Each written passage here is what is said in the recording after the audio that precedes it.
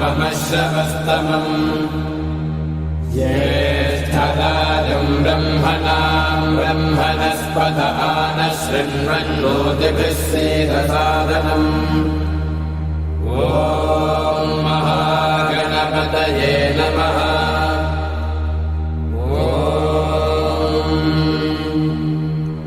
भद्रं कर्णेभिः शृणुयाम देवाः भद्रं पश्येमाक्षभिर्यजत्राः स्थिरैरङ्गैः सुष्ठुवागुंसस्तनूभिः विषेम देवहितैर्यदायुः स्वस्ति न इन्द्रो वृद्धश्रवाः स्वस्ति नः पूषा विश्ववेदाः स्वस्ति नस्तार्क्ष्यो अरिष्टनेमिः स्वस्ति नो बृहस्पतिर्दधातु ॐ शान्तिः शान्तिः शान्तिः।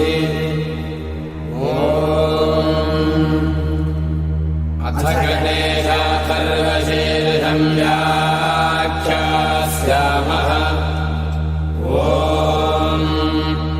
नमस्ते गणपतये त्वमेव प्रत्यक्षं तत्त्वमसि त्वमेव केवलं कर्तासि त्वमेव केवलं धर्तासि त्वमेव केवलं हर्तासि त्वमेव सर्वं खल्विदं ब्रह्मासि त्वं साक्षादात्मासि नित्यं हृदं भस्मि सत्यं भस्मि अवत्वं माम् अवभक्तारम् अवश्रोतारम् अवधातारम् अवधातारम् अवालोचानमवशिष्यम् अवपश्चात्तात् अवपुरस्तात्